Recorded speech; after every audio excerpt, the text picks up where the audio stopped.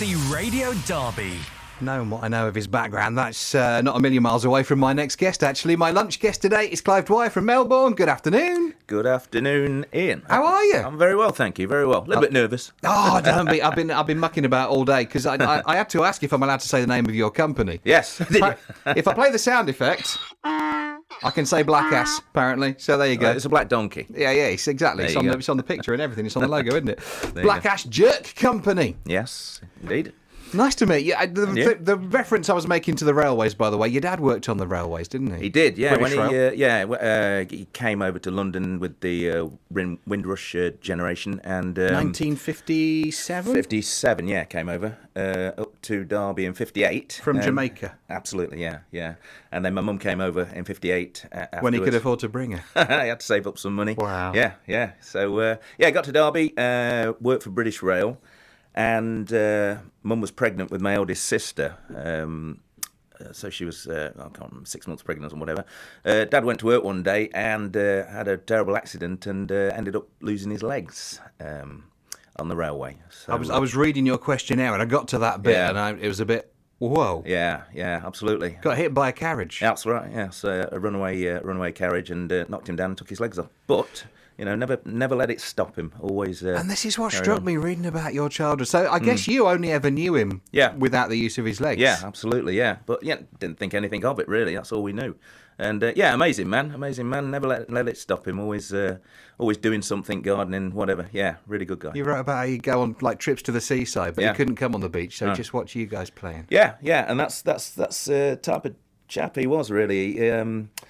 So we'd be running around on the beach, and I can remember taking an ice cream to him once, and I said, you know what, do you not get bored sitting watching us kids? And he said, no, you know what, when I see you guys running around, it's like I've got my legs back, and that just sums him up. Yeah, really. I've read that already, and it still gets me when you tell me. Yeah. Bit of a hero, yours. Yeah, right? Absolutely. Yeah, well, definitely. both your parents, really. Definitely. Yeah, they it wasn't easy. They were saying, when they first came to London to get accommodation, there were signs, it's, no blacks, no Irish, no pets, and as Lenny Henry said, if you're a black Irish wolfhound, you had no chance get in a room. Did they? I mean, obviously, growing up, they're not going to share all that stuff with you. At some point before you lost them, did you talk about that? Those times? No, they did. They used to tell us how hard it was, and hard work would get you out of that situation, I suppose, and. They were very determined people and worked hard and saved excuse my white naivety if you like, but as a young black lad growing up in Burton, did they have to, was there the chat? Did they have to kind of say, you might get some of this racist stuff? Not really. Where we grew up, we were really the only black family around. And does that make it better or worse? It wasn't an issue. Really, we good. Really didn't think about it. I had Asian mates, Italian mates, and we just all... rocked on and got on with stuff and had fun. And no, you know what? It was people wanted to be our friends, the family. So. And when did you start cooking then yourself? From a very, very early age. I suppose because my dad, he couldn't, play football in the park with us or whatever. So we used to cook in our kitchen. With your dad? And Mum and Dad, yeah. I was going to say, who was the better cook, Mum or Dad? Well, I both got their talent. No, it was... sounds proper competitive, It was, really was. Really. We had fun, we had fun. And my mum would never tell me her secret recipe. So, for all those people that say, oh, did you get the recipe from your mum? I'd say, no, absolutely not. I made it myself. So hang on a minute. You've got a company selling jerk meat rubs and pastes. But you still don't know to this day exactly your mum's recipe, right?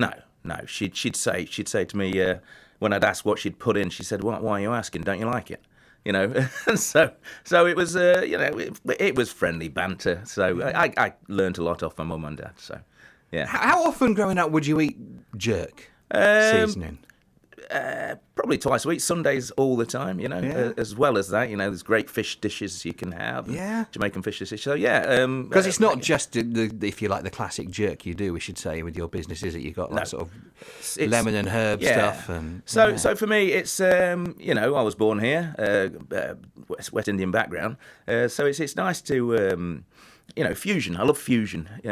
Fusion of flavours. So it's a mix of everything. And I think it's nice to have a definitive kind of heritage to embrace a bit. You know? Mm-hmm. Yeah.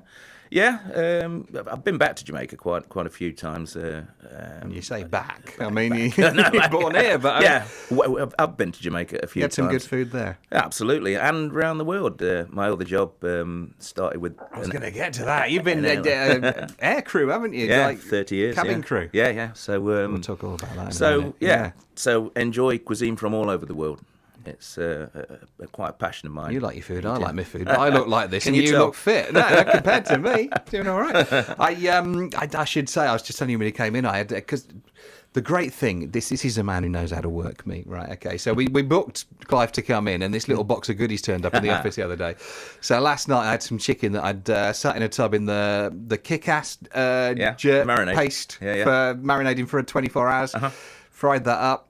Great. Put it with a bit of salad and some wraps. Brilliant. Yeah. Beautiful. Yeah. Just it's still tasting it when I went to bed in a good way. Do you know what I mean? The different another flavours, level, doesn't it? Yeah, elements. it's great. Yeah. People, our customers really love it. Because this is not me just flattering you because you're here. Thank you.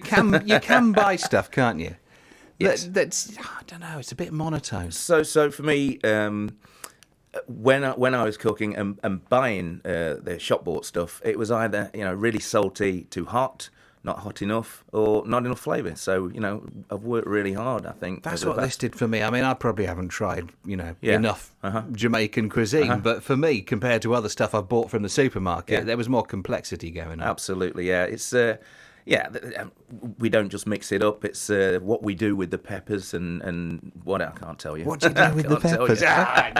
Come on, let's play some music. We'll talk some more. We've got to talk about this flying around the world for years as well. Okay. Founder of the Black Ash Jerk Company, it's Clive Dwyer from Melbourne with me for lunch this afternoon. She's Robbie Williams though, and then we'll chat a bit more. My guest for lunch this afternoon. I always joke there is no actual lunch involved, but he did kind of supply an element of my tea last night with his jerk marinade. Clive Dwyer from the Black Ash Jerk Company in you're in Melbourne. Melbourne, yeah, based in Melbourne now. Yep. Grew up in Burton. Mm-hmm. Very quiet and quite shy at school, you say? Absolutely, yeah, definitely. What were you great at school? What did you enjoy most? I quite like athletics. Did a bit of running. Yeah. Played a bit of rugby, but that got a bit cold, so I didn't like that. Yeah, the ball used to come to me and I used to run away from the ball. Yeah, I mean, you and me both, but different reasons. I never really got on with much sport at all. So after school, you left at 16. Mm-hmm. Hairdressing initially? Yeah, I got a job as a hairdresser, which I was absolutely rubbish at. So I left that. Was that quickly apparent? Or are you being? Is that false humility? But you didn't like it? Yeah, no, I wasn't good at all. So left that and got a job in a factory, which was all right. It brought the money in. But the way you describe it, there was kind of a moment where you just thought, "Hang on a minute, there's a big world out there." Yeah, I was sanding a piece of wood down one day, and I think my sister had moved to the Bahamas, actually. She got a teaching job out in the Bahamas. And so I just thought, you know what? No, I want to see the world. So I applied and, believe it or not, got accepted for an airline. First time, for cabin crew. Yeah. So that was 30 years ago. So I got a job as cabin crew with an airline and been travelling the world ever since. Is it every bit as glamorous as people think it might be? Yeah, nice hotels. A lot of hotels. A lot of bars. This is what you hear, but it's hard work, weird hours, but when you do get the stopovers now and again, you party hard. Party hard. I'm old now, so not so much partying anymore. But when you started, no, it's good. It's good fun. I wouldn't have swapped it at all. The places I've seen. And do you get to see much of the world? Or a lot of hotel terminals and... No. So good thing with the airline I'm with is we actually stay in town wherever we go. Nice. Really nice hotels. Where have you been that's left an impression on you? Gosh. Depends what mood I'm in, I suppose. Barbados is fantastic. South America, Rio, Hong Kong is always good. West Coast America, San Francisco, great.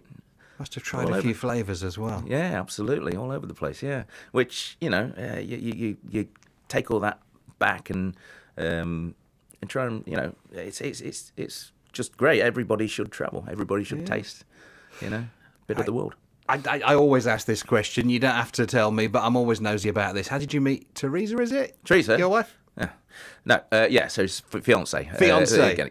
We will get married. When did it become fiance? How did that happen? There's another question for you. I want that story. At the top of Thorpe Cloud in Derbyshire. Ah, beautiful. Yeah, so actually met when I got my first job as a hairdresser. She used to work next door as a hairdresser. So yeah, I knew her when we were 16. Was she a better hairdresser than you? Absolutely. Absolutely. And you're, is it 3 girls you've got, isn't it? Three well, girls, I say yeah. girls, they're women now. But, all very talented. I suppose. So my eldest one, she got into the Royal Ballet School. And was head girl there. Head girl, yeah. At one time. Middle one sings, Antonia. She sings very well, so she's an aspiring singer. She's been on radio. What sort of thing does she sing?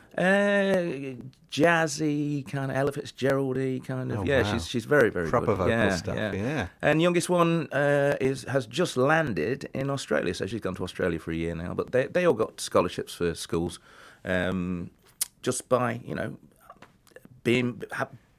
saying yes, I can do it. It's I think it's very important. Where does that come from then? Well, when I was a kid, my biggest regret when I was a kid, I used to be in the ATC, the Air Training Corps, and I've loved flying. It was my passion when I was young. I was going to go for a scholarship with the RAF to be a pilot, and I can remember going back to my careers master and saying to him, what about this scholarship with the RAF? And he said, "You a pilot, lad," and sent me on a welding course. So why? With hindsight, you listen to the experts. People in authority when you're a kid, and I've always. From then, I've always thought, you can do stuff. You really can do stuff, and that's what I've, instilled into the children, and just, been positive around them. And it's amazing what you can do when you are positive. I hope they know how lucky they are. That's a gift to have that. Instilled in you. What do you want to do? Yeah. Well, of course you can. Of course you can. But, I can remember the daughter that got Natalia that got into the ballet school. I went to the assembly from junior school, just before she left, and the headmaster calls her up and said, "Natalia, can you tell everybody what you've achieved here?" And she said, "Well, I'll be going to a dancing school and I'll be sleeping overnight." You know what? I thought that was absolutely brilliant. Quietly confident, and that's what That's no what need to shout about it, but brilliant. No, there isn't. So that's. And the youngest is in Australia now. Yeah, hopefully she's listening. Yeah. Maybe not right now. I'm trying to work out if it's in the middle of the night or something, but at some point on the iPlayer. Yeah. So you wanted to be a pilot? Yeah, at that I've always point wanted in to life. be a pilot. Yeah, you are a pilot now, aren't you? I mean, not professionally. No. So I thought, damn it, and so in '95. Went to Florida and got my pilot's license. Why do it in Florida? It was cheaper. Better weather. So, yes. Visibility is not going to be an issue. No. So, wow. So it's just, people, you can do. How does that work? Do you have to fly a certain amount of hours? Yeah, I haven't flown for years. Does that matter to you, or is it just a case of I did it? Yeah, exactly. Proved I could do it to myself, and that was the thing, really. So, yeah. That man saying it's not for you. Exactly. Cobblers. Yeah, absolutely. And anybody out there listening, you can do stuff. Yeah. You really can. You just got to get on and do it. Did it come close being, on planes but not up the front? Did it? What, sorry? You've been on planes, haven't you? You just weren't driving Oh, them, yeah. Probably best. Yes, but no, next best thing, I think, flying around the world. Just how many hours of your life have you spent in the air? Imagine? I don't know. I can't. Just thinking out loud. Wow. Can I tell you a funny story? Please do. I love a funny story. So when I first joined, there was he was an old merchant seaman cabin crew, and took me under his wing, and we're in first class, and Cilla Black's in first class with her husband. Is it Bobby, the manager? Yeah. So my friend goes up to Cilla Black and Bobby and said, would you like a drink? And her husband pipes up, Miss Black will have a gin and tonic. And so then he went back and asked what she wanted to eat, and the husband, Bobby, would pipe up, Miss Black will have the steak. And whatever. He goes back to her the third time, and he said, I realise your wife couldn't sing, but I didn't know she couldn't talk either. That was funny. Have you had any particularly difficult passengers over the years? Yeah, one. Yeah, a few. Not as many as you'd think, because I think for every passenger like that, there's 100 that are absolutely fantastic, and most people are pretty decent, I would say. I'm going to play another song, and then we're going to talk some more. And we must talk all about the business and about the flavours and all that. From the Black Ash Jerk Company from Melbourne, Clive Dwyer is my guest for lunch this afternoon. We'll talk after Dua Lipa. Clive Dwyer is with me for lunch this afternoon. Do you remember the flumps? I do, actually. What was the best flump? Poodle is the correct answer. Is it really? Yeah. He's a little one. I might have said Talk yes to and me not like really. that. Poodle. Oh, I love the flumps.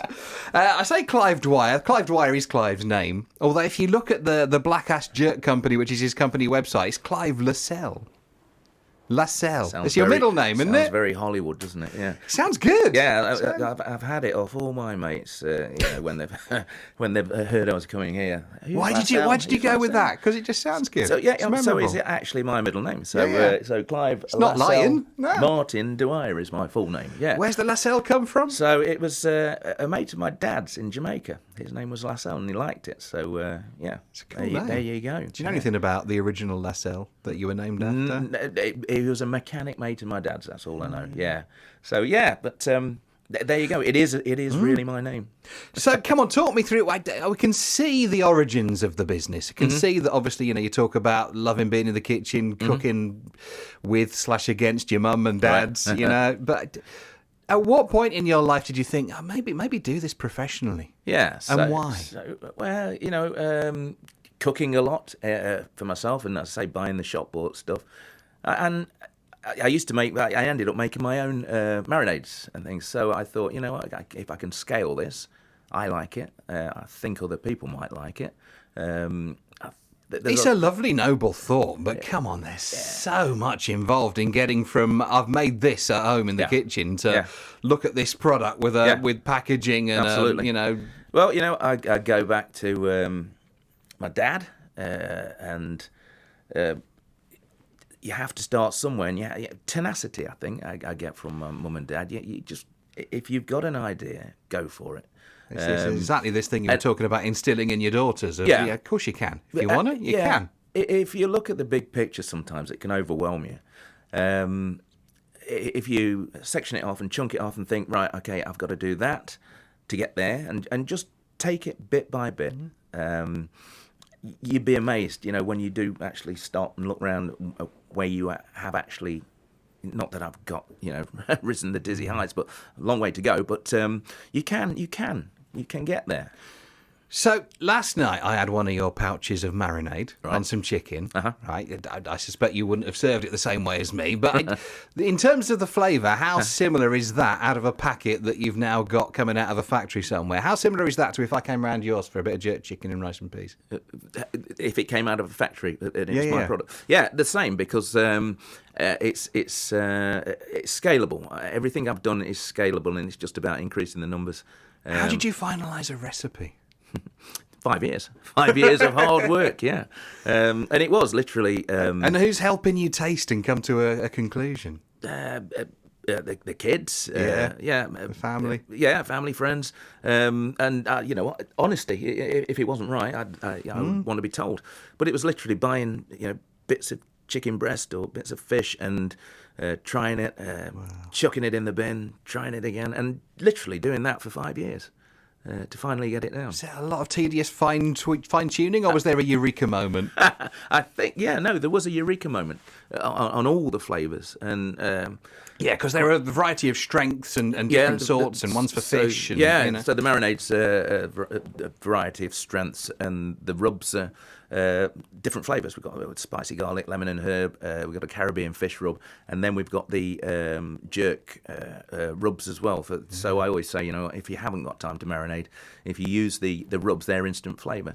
But each one of them, it's time spent to get the recipe down, and I think it's finally there. So how much of a thrill was it to first see, a packaged up, brilliant, sachet or pouch of one of your... Yeah, the first sale, actually, at a food show. The first sale was, and because I do, when we're at the food shows, I'll do tasters as well. And for people to come up and taste it and genuinely say, that is amazing, that is another level, that makes all the hard work in the little kitchen at home worthwhile.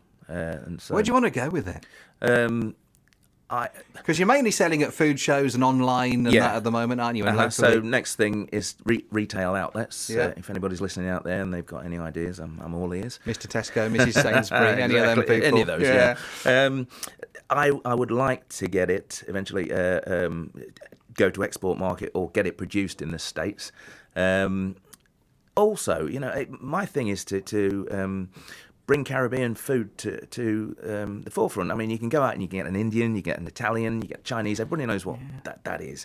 Not so much with the Caribbean food, and I think there's definitely a place for it. I think there is an appetite for people to find new flavours at the moment. Absolutely, yeah. Everybody's into home cooking now. People love home cooking. And Would you like to expand beyond? Because I don't know anything about Jamaican food really, but I assume there's a lot more going on than just jerk.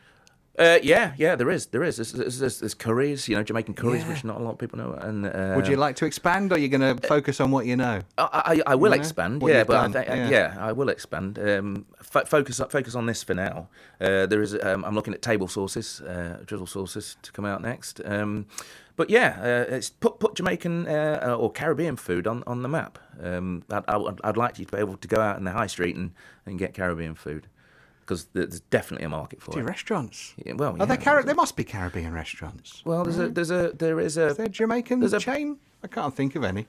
There is a chain. I'm not asking you to plug them. Competition in a sense.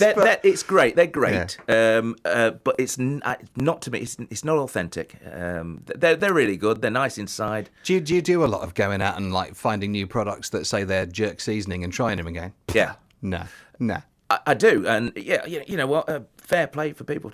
Fair play to the companies for actually getting them out there. I think a lot of the Caribbean cuisine and Caribbean rubs and stuff and marinades are aimed at the Caribbean market. My thing is to aim it at the market that don't know what it is, and it's a whole new experience for people. So yeah. Are you still doing the day job as well? Are you still flying? Part time, yeah. Would you like to end up just being completely committed to the company? I will do, but at the minute the hours suit me. I don't do my mates will tell you I don't do a lot of hours in the month, but I still enjoy going to places, and I can run this as well on the side. So. What's been the best feedback you've had to the stuff that you put out there? Oh, if you look on the testimonials page on the website, it's just everybody, they love it. They absolutely love it. They say it's another level. It's different. Because I know it's scaled up. It's produced in a factory of sorts. But cooking is still quite a personal thing, isn't it? Definitely, a recipe is a personal thing. It is. For me, cooking is. My mum always used to say, when you cooked a meal for somebody, it was like giving them a gift. So you put your heart and soul into it, and it's a nice thing to do for somebody, I think. Cook. But yeah, you're right. It's very personal. But yeah, I like to think one of my pouches is exactly the same as it would be if I'd done it myself at home, even though it's mass produced. Well, I thoroughly enjoyed my tea last night. Thank you I'm not very just saying much. it because you're here. It's been lovely meeting you. Thank you for coming in, brilliant. Clive. Brilliant to meet you. Thank you. Do I have to do the sound effect to be allowed to say it again? No, you can say it and do the sound The effect. Black Ash Jerk Company from Melbourne. It's Clive Dwyer. Cheers, Clive. Thank you. BBC Sounds. Music, radio, podcasts.